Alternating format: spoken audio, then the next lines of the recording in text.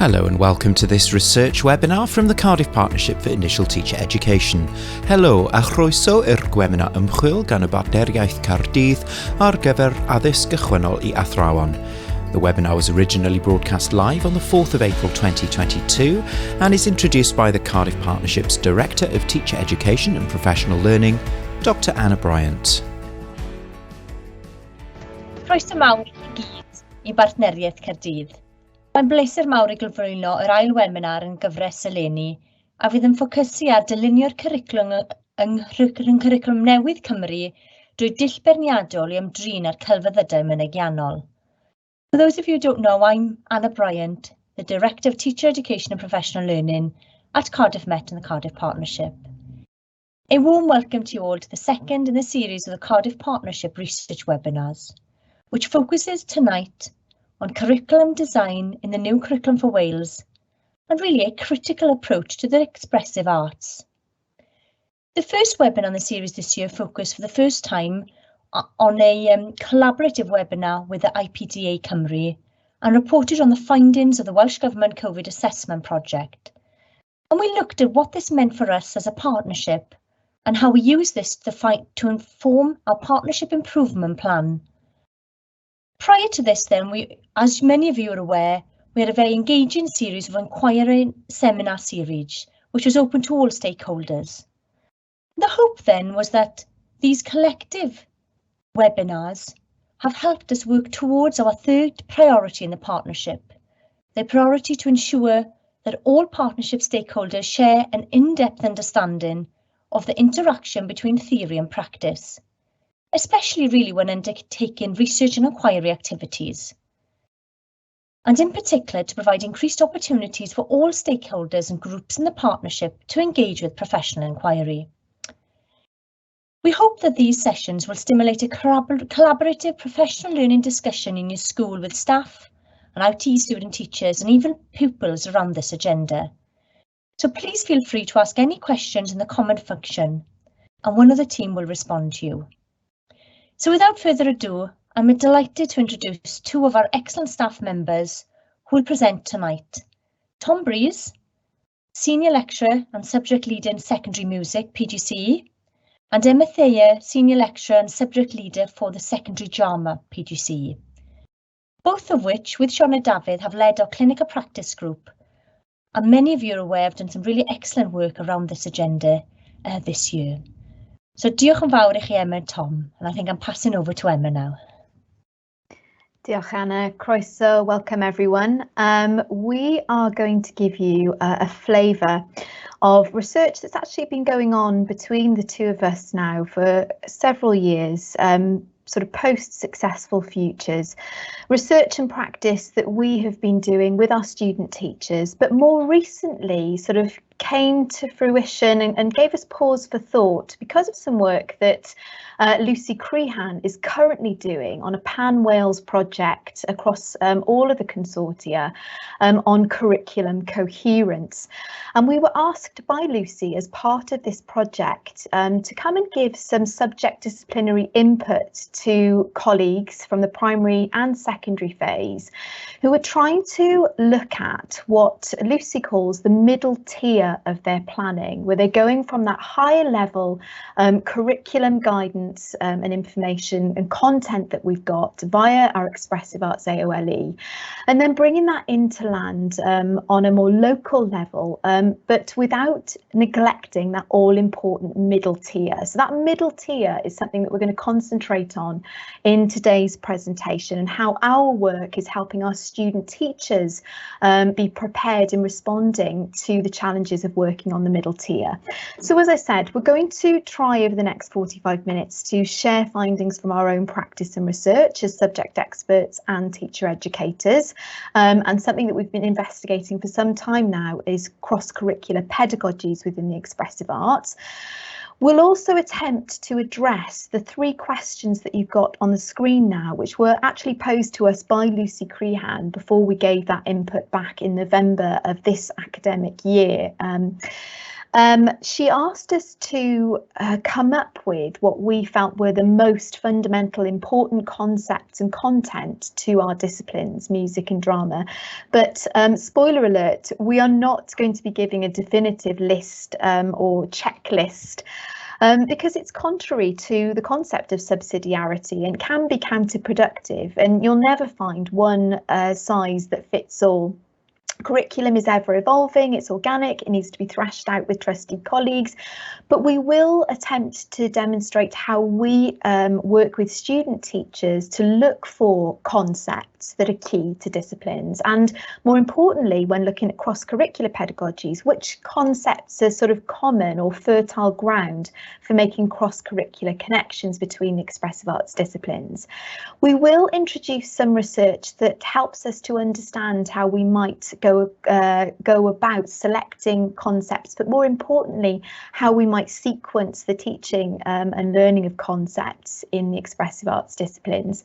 And she also asked us in what order should these concepts be taught, what considerations influence this, and again, we will touch upon that over the next 45 minutes or so. So looking backwards before going forwards, just to give you a bit of insight into how we got here. Back in 2017, Tom and I sat down over a cuppa having pored over successful futures, and we realised that we needed to investigate together some of the features and aspects of the new curriculum that it would be really important for our student teachers to get under the skin of and to gain confidence in. And the one that was relatively new to us was pedagogical principle 8, making those powerful connections between disciplines. And there was a quote within Successful Futures about making those powerful connections and, you know, meaningless connections being actually a disservice to our subject disciplines, was a bit of a guiding quote to our work that's led us up to this moment in time. So in response to that, way back in 2017, we decided that in the first instance, it would be best to get our student teachers of drama and music collaborating to plan a cross-curricular learning episode that combined the two subject disciplines. And we really didn't have the knowledge and experience at that point to do anything more than to sort of try it and see what happened, a sort of hit it and hope approach, if you will. So what was the outcome and what did we learn from this? Well, it's possibly as you would imagine and as you would expect. The students' planning and their peers' learning was of variable quality, but something that really did stop us dead in our tracks was that in worst case scenarios, the disciplines, the subject disciplines of music and drama were not of a high quality and were sort of underserved and were being sort of learnt and advanced on a very surface level. And at that time, we knew we hadn't given our student teachers the information that they needed to make success when exploring cross-curricular pedagogies within the expressive arts more likely, and success not only when combining the disciplines, but also success with the individual disciplinary outcomes.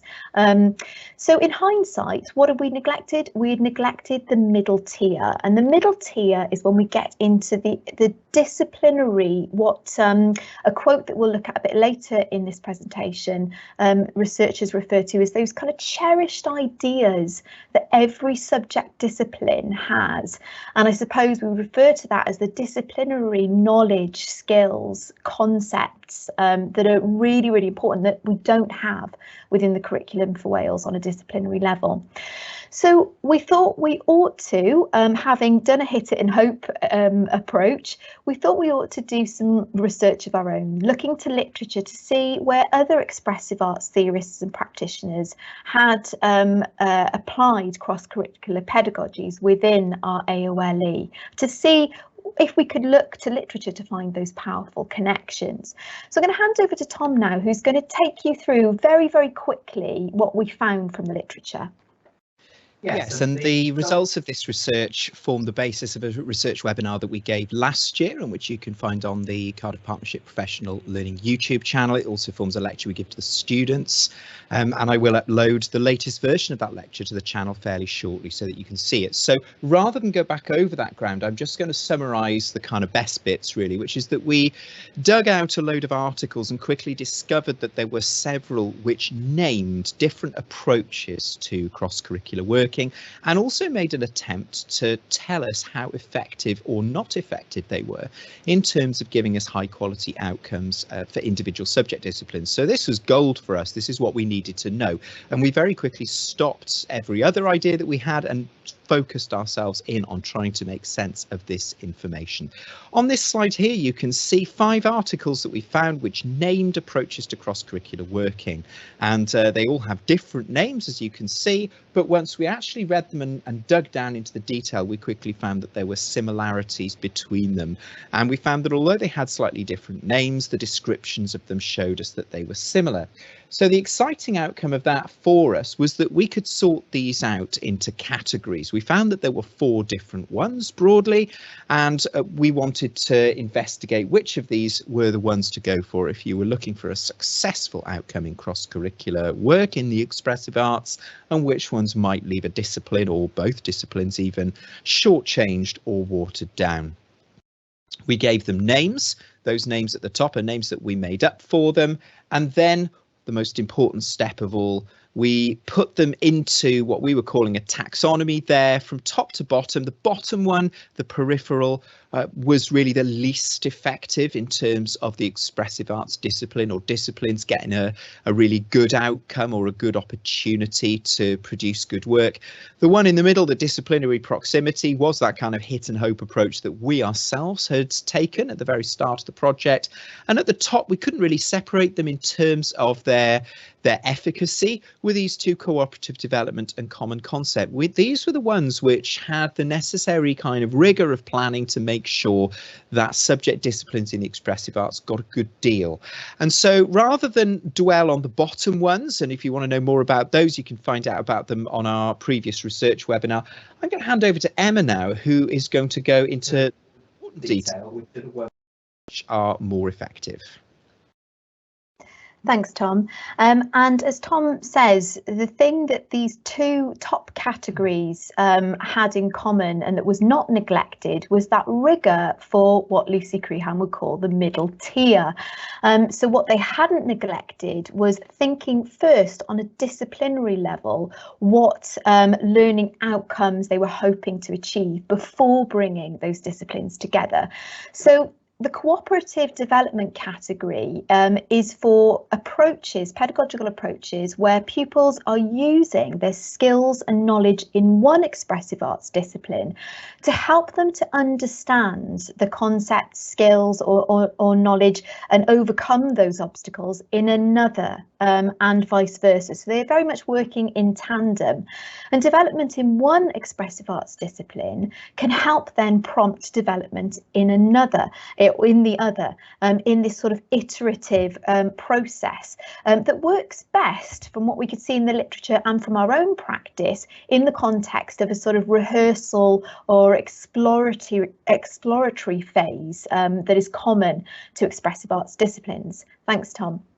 So to give an example, and we can look to our own students' work for this, pupils in the example that I'm going to give you now, we'll show a short clip of this in a moment.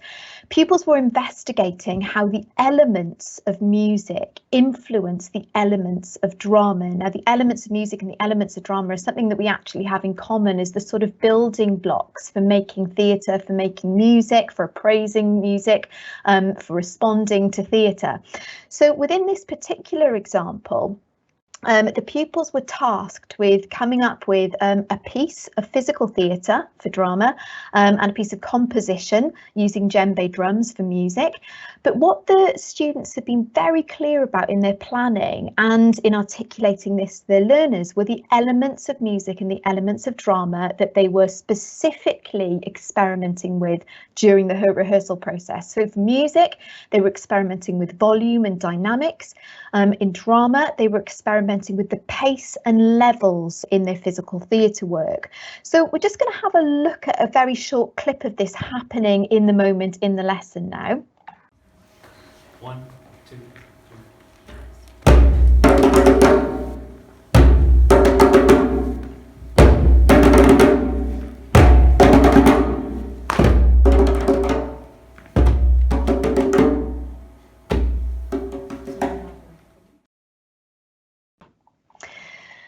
And it's only a short clip, but perhaps any sort of disciplinary experts out there, and I'm sure it doesn't take an expert to spot that when the changes in the elements of music were happening, in turn, they were responding with what was happening with the elements of drama in the physical theatre work. And that wasn't by accident. So again, we come back to this notion of cooperative development when pupils are advancing their learning and progress and skills in one aspect of the discipline. In tandem, they can improve their progress and outcomes in the other. So the impact is that progress should take place in both disciplines, and connections and influences between the disciplines can be discerned and articulated by the pupils. Now, this is the important bit.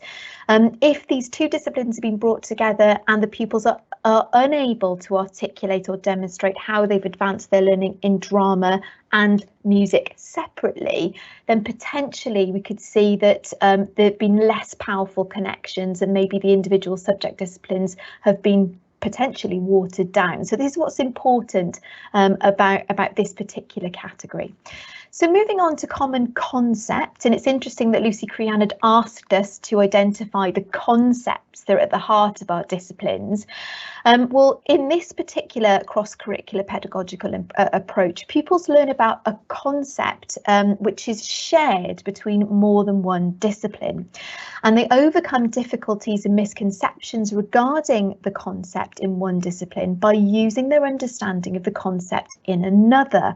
And this can work equally well in either direction. So similar to the previous category in that it can be iterative, it can work in tandem. And in the literature, it was referred in an interesting way as a process of sort of translation, translating their skills and knowledge of the concept in one discipline to the adjacent one. So an example of this that we found in the literature was actually combining art with creative writing. Pupils were working on the concept of composition. That was the common concept across creative writing and art. And in practice, they were given a double page spread in their notebook. On one side, they were writing, on the other, they were drawing. And as they were making progress in composition in one medium, in their artwork, they were in tandem improving their understanding and skills in composition in the other. And hopefully, if done well, and obviously we can probably anticipate that, you know, pedagogically along the way, teachers were making sort of interventions as they went to make this successful. In theory, the pupils can use their individual strengths to improve in the weaker disciplines. So if they were finding that they were, being challenged in composing their creative writing, they could go across to the other side of the page, start working on their artwork, and then return to their creative writing, having maybe unlocked some of those challenges and be more sort of fruitful going forward in their composition in the other discipline. So those are our two top categories. I'm going to hand over to Tom now, who's going to discuss how we encourage student teachers to identify common concepts across the expressive arts disciplines. Yes, I'm going to spin forward now to the third year in which we did the project. By this stage, we had a draft curriculum document to go on, which was quite useful. And we also had the understanding which we'd gained from doing that desk-based research, which was that the subject disciplines were what formed the solid foundation on which cross-curricular approaches could be created. And so we came up with a new early section of the project in which we tried to get our student teachers to really drill down into the specific elements of the subject disciplines, firstly as subject specialists to see what they thought of it, and then working together to kind of educate one another in those subject disciplines and what they look like, and to consider the potential for where those elements allowed some crossover between the subject disciplines. So this was the breakout group task that we gave to our students with that guiding question, the potential for powerful connections initial concerns about artificial connections and the lists of subject-specific elements which we pulled out of the curriculum documents. And anyone that's familiar with the Expressive Arts AoLE document knows that if you do go down to discipline-specific considerations, there is a list of elements which we will be discussing the music and drama ones of a little bit later in this presentation, and they provided us with a good starting point. We were working with students from art, drama and music, subject specialists, and we were putting them together in mixed groups so they could consider what they made of their own and others' subject disciplines.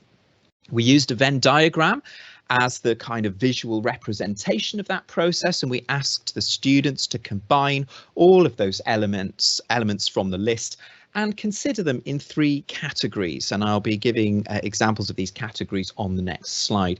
Firstly, terms which really exist only in one subject domain. They are unique to a subject domain and they don't really have very much meaning in the other subject domains. Secondly, terms where the same word is used in different subject domains, but they have a slightly different meaning. They're not a direct match. And while that might initially seem a little bit disheartening, actually that might be the potential for the most powerful connections as you try to bridge the gap between those 2 slightly different understandings of what on the surface seems to be a very similar word. And thirdly, those terms where the same word means exactly the same thing between multiple subject disciplines. And we asked them to work with a big Venn diagram and start populating it with those words in the appropriate places on the visual. So here's an example. The concept of proxemics in drama is the idea that objects in space on the stage have a significance to the drama that is taking place on the stage. There is significance to the placement of items on the stage and also the interaction between items on the stage and the audience. Now, although it would be tempting to consider the kind of compositional aspects of art as being quite connected to that, proxemics happens in time as well as space, and therefore there's not really a very clear kind of connection there, and there are probably other ways that we could consider the use of stage space in a more direct connection with art. So we opted to stick proxemics in that unique to the subject discipline category, and in this case unique to drama. The concept of texture has a meaning in art, that sort of visual representation of perhaps roughness or smoothness or the type of surface that is being represented visually. In music, we use the word texture in a slightly different way. We use it to represent the number of musical lines that are taking place simultaneously in a piece of music, and therefore we would describe a texture in music as being thick or being thin. Lots of musical things going on simultaneously, all the way down to just a single line of music. And so there is a same word there, but a different interpretation of it depending what your subject specialism is. There's the potential for some interesting discussions. Moving across to the right-hand side of the slide, the concept of tempo, which is an Italian term meaning the speed. That means basically the same thing in both music and drama. Music specialists and drama specialists would consider tempo as meaning just the speed of what is going on, and therefore there is a direct connection there between the subject disciplines. So we're going to drill down into those elements now, and we're going to look first with Emma at those which pertain to the subject discipline of drama. Thanks, Tom. And as we said at the start, we were tasked by Lucy Crehan to articulate some of the most fundamental concepts to our disciplines. And as I said, I'm not going to give you an exhaustive list, but I will give you just a little whistle-stop tour of where we get our sort of key overarching concepts and elements of drama for a subject which actually historically has not been a national curriculum subject. So our elements and key concepts have been born out of theorists and practitioners over the years who've committed ideas of drama and theatre education curricula to paper. So the commonly known high-level concepts or modes of working in drama and theatre education are creating, performing and responding. And we see this pattern echoed in the statements of what matters, which include exploring, responding and creating. And we also see this tripartite model in other arts disciplines, such as music, which Tom will explain in a moment. The elements of drama are particularly useful because they're the building blocks of drama and theatre. I sometimes refer to them as our periodic table. And they are the elements which pupils learn to use and respond to when creating, performing and responding. And they do transfer across genre, across style and across form. An example might be structure. So various different genre, different theatrical style use structure in a slightly different way from sort of playwright to playwright, dramatist to dramatist.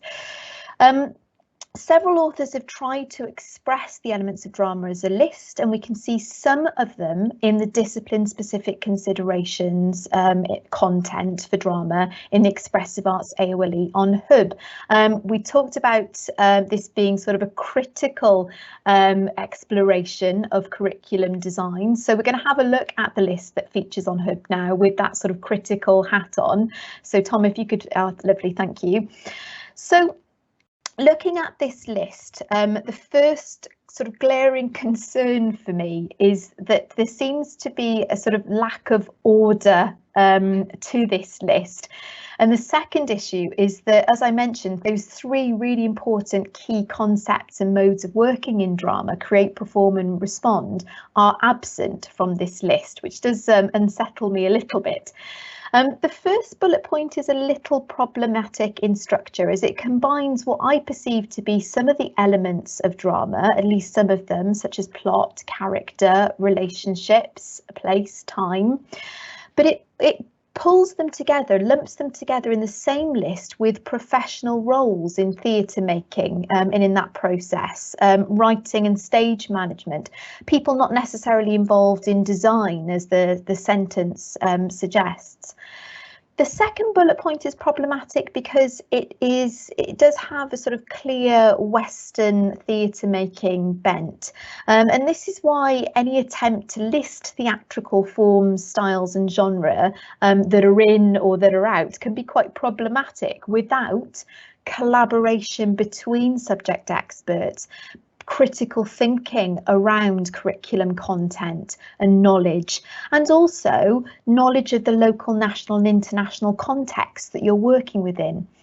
So practitioners trying to decide which theatrical genre and performance forms or styles should feature on a drama curriculum should consider the GCSE and AS and A-level specifications to look for sort of trends that pupils are contending with at that sort of top layer of the secondary phase. And then thinking backwards from that, and we'll talk about concepts in a moment, but they should also be asking themselves, how inclusive are our choices? How inclusive is that drama curriculum? And what do our choices say about the diet of drama and theatre that we value for our learners? So that's my critique of what we've got on Hub. I'm going to hand over to Tom now, who's going to talk about the elements of music. So let's compare and contrast the nature of the subject of music. Music has always been a national curriculum subject, unlike drama, and in fact in Wales it has always had a different national curriculum document from England. Wales opted out of the English version all the way back in the early 90s when the first version of the national curriculum came in. The 2008 curriculum, the most recent national curriculum for Wales, for music defines 8 musical elements, and they are very much the nuts and bolts of how a piece of music does what it does. So we describe what the effect of a piece of music is, and we can then use the musical elements to explain how that is done. So it's words like texture, timbre, duration, dynamics, pitch, pace, very nuts and boltsy, very, very useful for describing pieces of music. There are 13 of what I would consider the musical elements in the new curriculum document, and it's an interesting exercise for discipline specialists to compare and contrast and sort of see what is implied by the additions to that list of elements.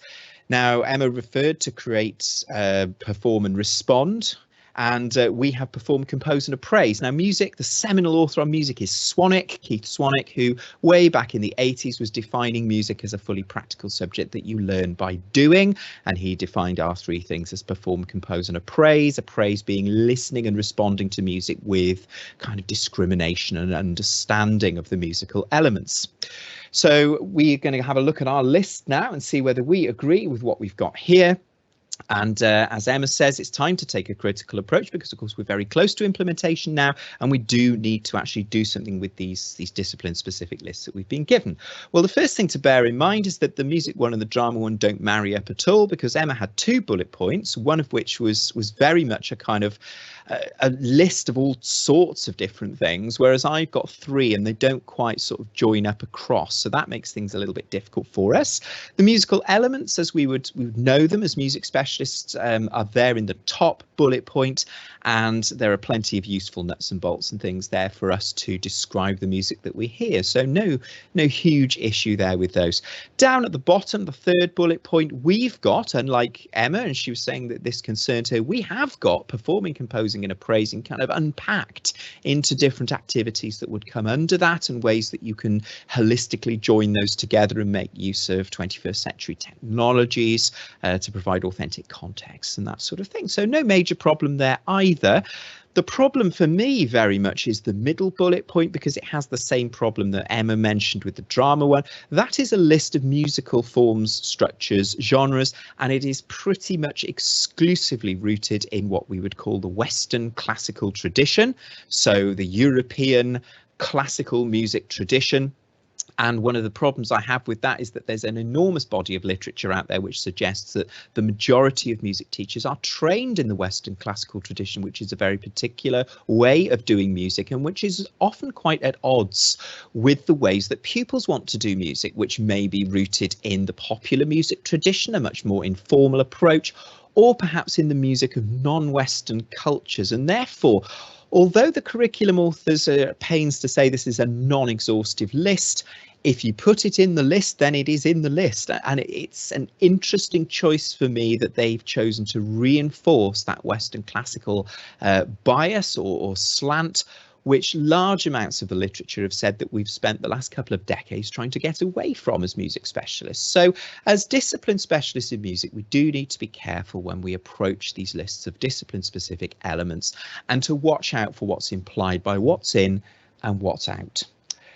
Moving on now, because we want to look at how we deal with these concepts once we've defined them together. What you've seen up to this point is a nice model for perhaps working with your colleagues in school to do some of the early groundwork of coming up with an implementation of the curriculum. What we've got for you here is a research-informed approach to nailing down something that we sort of know in our heart of hearts as teachers, but it's nice to be able to give it a name and to be able to explicitly put it out there and see what we're doing. And that's Carl Mayton's definition of semantic gravity and semantic density, which is a way of outlining what teachers do with concepts so that pupils can understand them, but they can also then apply them in unfamiliar contexts. So I'm going to explain the concepts of semantic gravity and density, and then in a minute I'm going to hand over to Emma, who will give a arts-specific example of it.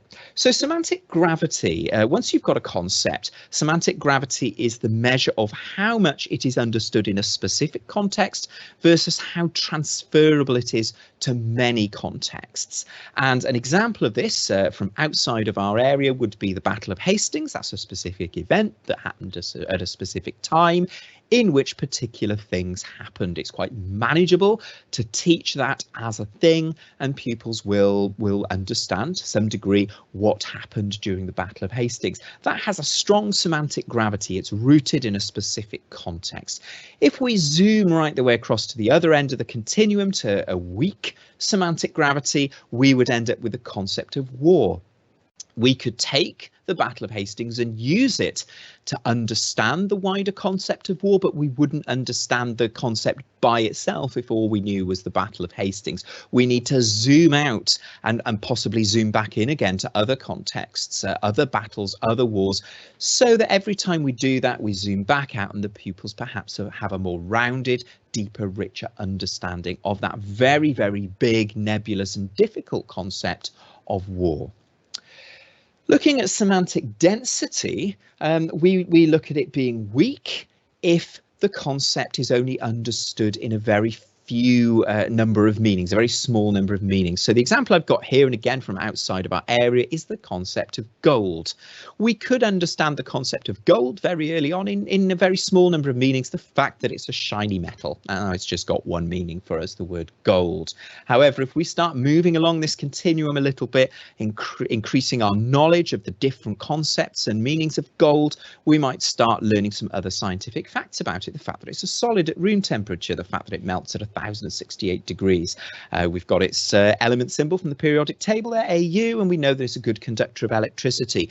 Now we've got more meanings of the word gold, although we are still within the scientific domain at the moment. So what if we were to move further across to an even stronger density and even more meanings? Well, now we find ourselves ranging outside of the science domain to some more meanings, some of them quite metaphorical, some of them quite complex and quite rich. The idea that you're quite blingy if you're covered in gold, that's a concept which perhaps has a slightly negative connotation to gold. A slightly more neutral one would be that you might be very rich.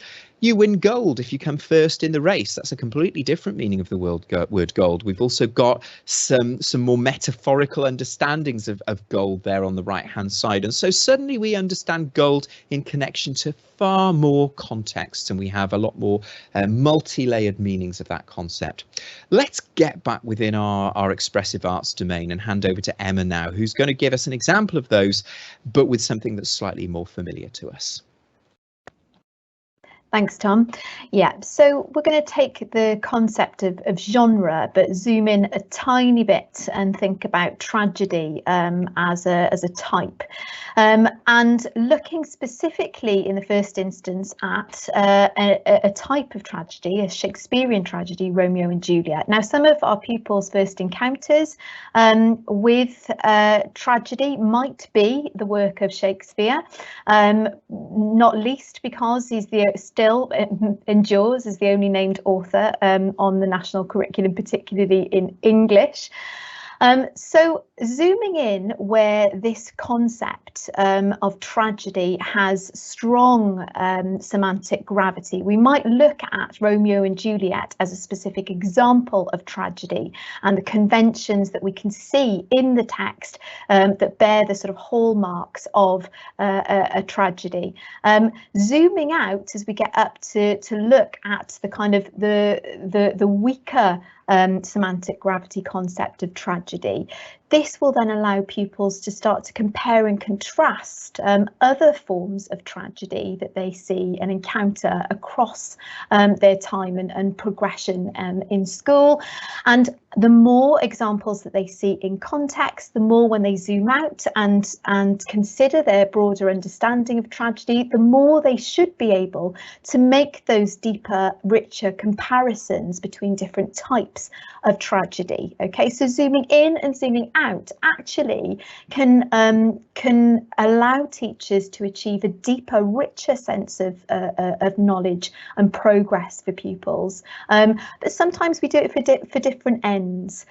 So moving on to think about something that we start out as having very weak semantic density. When I start teaching drama with my Year 7 pupils, I might start to consider movement in its most basic explanation, something which reflects action and character.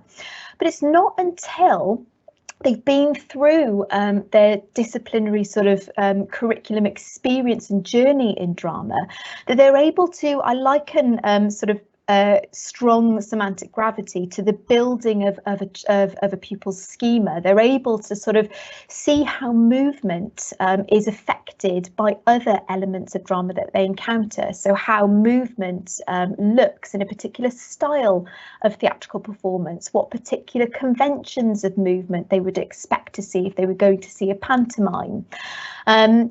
How they might use other performance skills as actors to hone the quality of their movements, such as body language, such as proxemics, which we encountered earlier on, such as gesture and facial expression.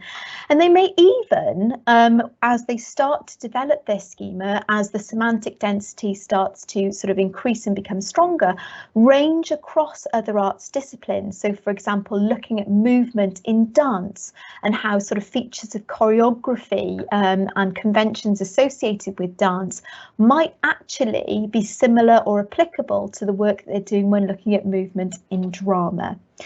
So to sort of summarise now, what at first glance was quite a complex paper, the work of Mayton, is actually something that we as teachers do on a daily basis. Teachers of arts disciplines and disciplines across the curriculum reduce difficult concepts to their simplest forms in order to make them understandable, digestible.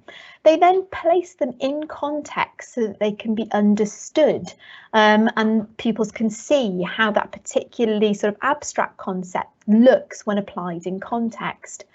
They also take them back out of context and then encourage pupils to transfer what they've learned about them to different contexts.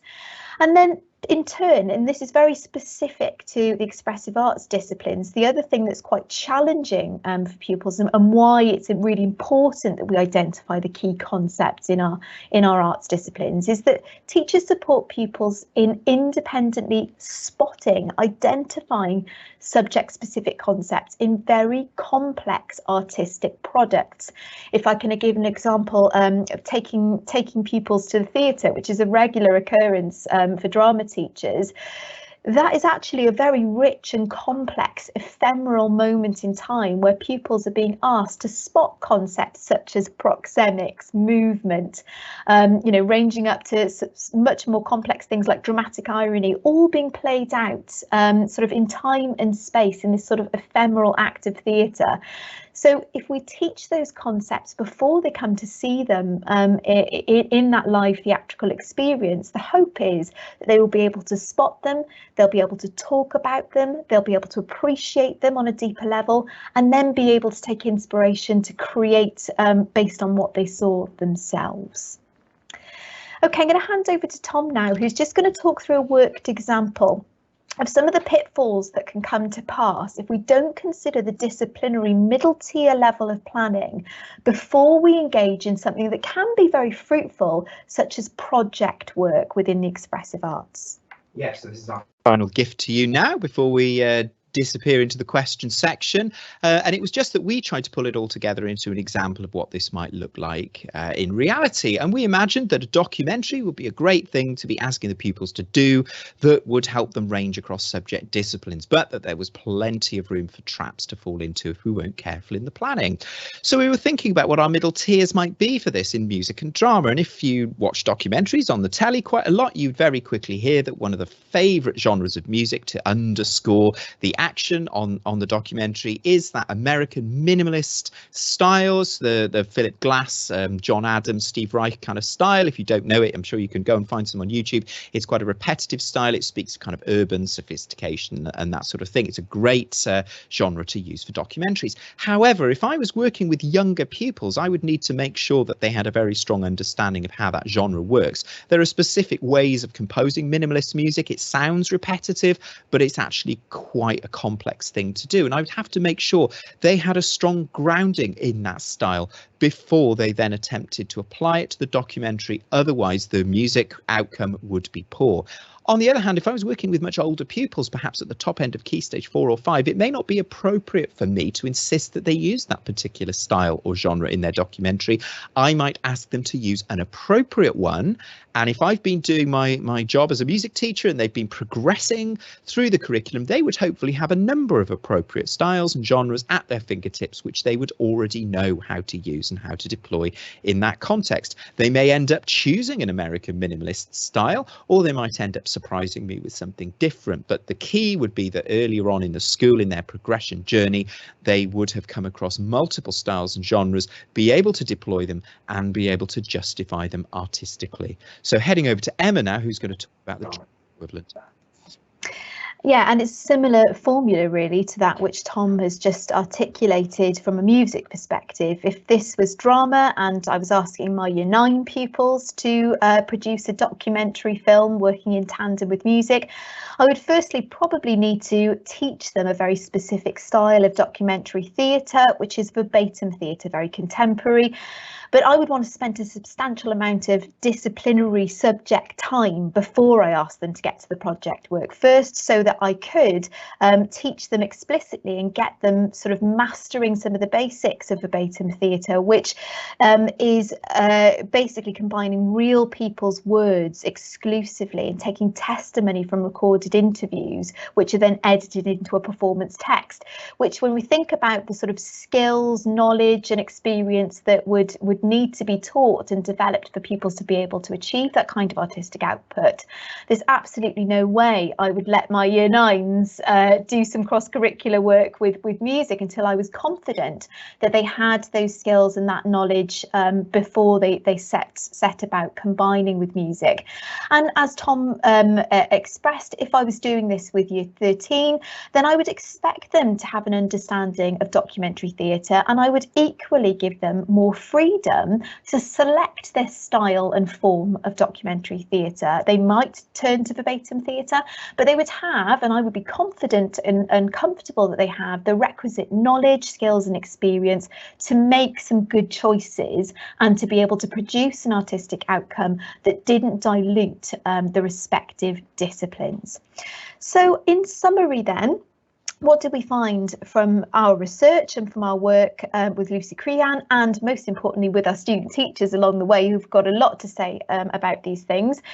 Subject specialism is absolutely key, and I am really, make no bones about being honest about my philosophy on that we really cannot afford to lose our subject experts and specialists, particularly as pupils move their way up towards, and indeed Curriculum for Wales does specify that disciplinary specific expertise will be needed from teachers as pupils advance towards GCSE, AS and A level. We have found from the beginning of our work on this to now that it's really important not to neglect that middle tier of planning. So identifying what are those key concepts, what is the fundamental knowledge, skills that you would want a pupil of your subject discipline to have mastered by the time that they have moved their way through the progression steps and their learning journey in the curriculum.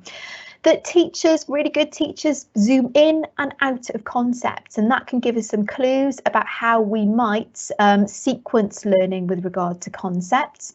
Another sort of really important final message is to beware of those lists, to be critical of canons, and as Tom says, and he'll say a little bit more about this, beware of those folk pedagogies that can sometimes hamper our curriculum development. Yes, pedagogies is a nice term I found in a book, and it's when you're getting together with your colleagues, it's interesting to consider those units of work that are on everybody's scheme of work and nobody quite knows why. And in the case of music, I think the classic folk pedagogy is blues. Everyone teaches a unit of work on the blues. Nobody really knows why. We can probably think of some justifications for including blues, but truthfully, it's probably there because just for some reason, everybody always teaches a unit of work on blues. So it's worth considering whether you are harbouring a few folk pedagogies. If when you consider them, they earn their place in your scheme of work, then hang on to them. But if they're just there because you always have done, perhaps some of the stuff that we've given you in today's presentation might give you some food for thought to consider critically what it is that you include.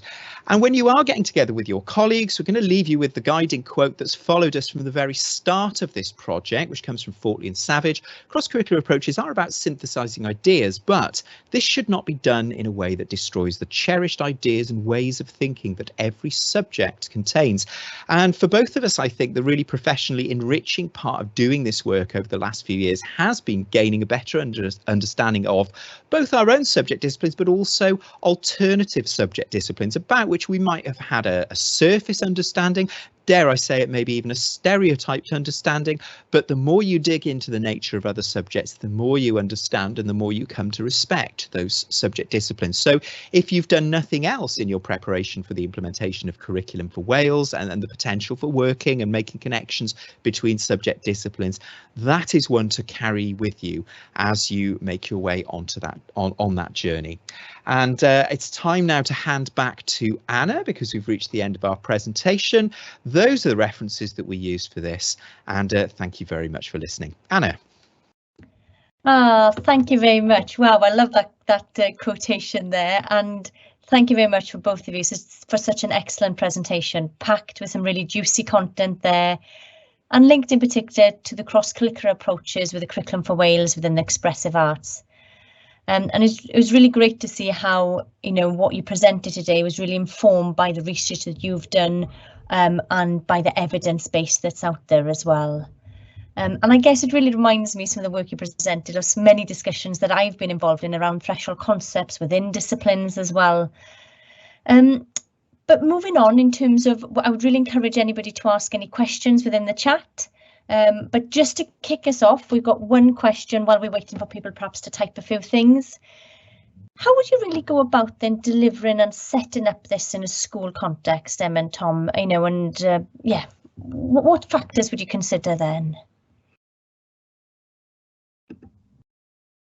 Well, I think the key is definitely to do what we did with our students, which is to sit down and actually wrap your head around the nature of the subject disciplines, because the real finding that we had was that if you just hit it and hope, put subject disciplines together in time and space in a room and hope that something good is going to come out of it, it's too variable really to be usable, and that you do need to go into creating those connections from a strong foundation of subject discipline, and also from a strong shared understanding of the nature of the subject disciplines that you are working together with, where they cross over, and most importantly, perhaps where they don't, where the fertile ground is for making those connections.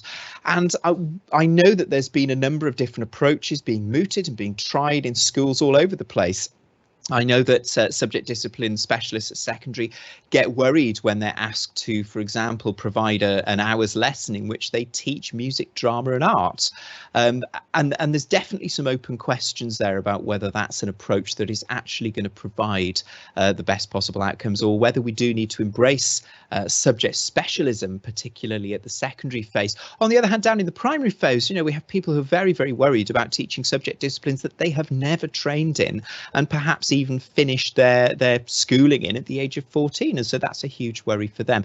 And so I think what you need to do is get into a room and really get your subject disciplines out on the table and explain them and help people to understand them and drill down into the nuts and bolts before you start looking for those points of connection. Oh, thanks, Tom. I mean, some really good tips there. We've had some questions in the chat, so just moving on, I think the last question links quite nicely to this next question. In your opinion, both of you, how would a primary school begin their journey on mapping out the curriculum, when bear in mind there are AoLE leaders, not necessarily subject experts, within the primary school context? A great question there, really, really. Yeah. Brilliant question. I'll start off on that one, Tom, if that's okay. I think in the first instance, this is a call for cross-phase collaboration if there's capacity for that to happen. Hooking up with your feeder secondary school, looking to see who your sort of subject leaders are in those secondary contexts, and if you can meet with them and set that up. If you don't know who those people are, then perhaps consortia can give you some pointers as to who they might be. If you haven't got sort of the benefit of time to be able to do that, then you might want to look to some resources that might stimulate the conversation and might put you in a position where you're feeling sort of confident that at least the content is going to be good quality. I'd like to make a case there for subject associations. Subject associations generally exist for all subjects, but there's a one-stop shop where you can find out who your subject association is in the UK. It's called the Council for Subject Associations. For drama, it's National Drama. And often those subject associations will have either regional sort of leads, or you can contact them and they can put you in contact with somebody who's got expertise in your phase in that area. So, for example, I know that Patrice Baldwin is an expert in drama in the primary phase. So they have got, they're not used enough, I don't think, subject associations. So they would love a call from you, and they would love to be supportive. But I think, as I said, in the first instance, the best people to go to are the people who are your feeder secondary schools, your disciplinary experts in those contexts, and see if you can set up some networking collaboration with them over a cuppa to think about that journey from primary through to secondary. They will thank you for that. And I think in the expressive arts in primary, there's definitely room for a nice mix of uncomfortable conversations and reassuring conversations. Now, we modelled a bit of an uncomfortable conversation about the nature of some of those things in the curriculum documents. And we didn't really talk about those bottom bits of the taxonomy, things like peripheral, today, because we just didn't have time. But do have some uncomfortable conversations in primary about whether subject disciplines are being taught or whether they're being used. So music is a great example of this. Music happens a lot in primary, but it tends to happen as a way to make something else more interesting. The singing of things that you want to drill, or the playing of music to kind of speed up the tidying up process or something like that, which is a great classroom management strategy. But let's not, attach too much weight as to whether we're teaching the subject through doing those strategies. But let's consider what a small step it is to potentially use those strategies and develop them into something where the discipline does get slightly more of a fair kind of go at things. Also, music, again, speaking from my own specialism, it has a reputation of being difficult, of being complicated, of being elitist and very specialist and very technical. Actually, it's not when you teach it in schools. And one of the first things I do when working with our primary students is to bust that myth that you need to be a music specialist in order to teach music, or even that you need a load of equipment, because actually you don't. And that leads back to Emma's point that really, once you're talking to people that know about the subject, you can perhaps find that things are not as insurmountable as they might seem from further away. Oh, thank you very much. Some great tips again, and I think it's learning for us all, to use those subject sort of associations you mentioned there. There's another question we've got in the chat. So one of our audiences tonight is delighted that expressive arts area of learning experiences in the curriculum for Wales. As a dancer, there's so many few disciplines though, and with specific expertise in those schools. How can we then sort of address this deficit to realise the full potential of this area of learning and experience? Do you have any ideas or? Yeah, I mean, well, in the first instance, I just did a little bit of Googling, and I looked on that subjectassociations.org.uk website, and I found that there is a subject association for dance, Heidi. It's One Dance UK. Now, you might be familiar with them already. But the other thing that I would maybe wager, maybe Anna, you'll have some thoughts on this. I would imagine there are a lot of PE teachers out there who actually have expertise and a background in dance. So they might be sort of hidden in plain sight, some of these dance practitioners. So I think it's definitely worth putting the feelers out. And I've got to say that Twitter is sometimes an amazing place for that, posing that question. And also I know that I don't know specifically for dance, but I know certainly for drama, there are a lot of grassroots drama associations that are starting to spring up that have got a Welsh contingent. There's a company called Open Drama who've got a sort of a Welsh regional contingent that meet and work together. And I think grassroots is maybe the way to go. If you've spotted that issue, then maybe put the feelers out on social media, hook up with your subject association, see if there's anything going on. And if it doesn't exist, I think that's the time to maybe set about setting up something, yourself. A network of dance practitioners across Wales would be a welcome addition to the work that we're doing towards Curriculum for Wales. Anna, I don't know whether you've got any thoughts from a PE perspective. Yeah, absolutely. I think, there's a lot of really good work we can do across, the areas of learning experience, linking to physical education, linking to health and well-being. So absolutely. And I think there are a lot of people out there, and what they need is a little bit of confidence, in order to be able to deliver that dance. Yeah, so absolutely, and I think equally, I mean, Heidi, you'll be very aware. I know you're involved in delivery of some of our primary dance in the Cardiff Partnership. So I think it's ensuring that we have those opportunities within initial teacher education, within primary P, primary more broadly, that they've got the opportunity to have dance sessions, because that again builds confidence. And then we also tap in, I guess, to things like PGCP as well. So, yeah, a great question. So thank you very much, Heidi. Yeah, and I think more broadly then that rounds us up tonight. Thank you for an excellent presentation, Emma and Tom. And I hope you've really found it stimulating. Thank you for joining us tonight. We will potentially have one more research webinar in the summer term. And if we don't see you before, have a lovely Easter. Diolch yn fawr iawn I chi gyd, ac edrych ymlaen i'ch weld chi cyn bo hir.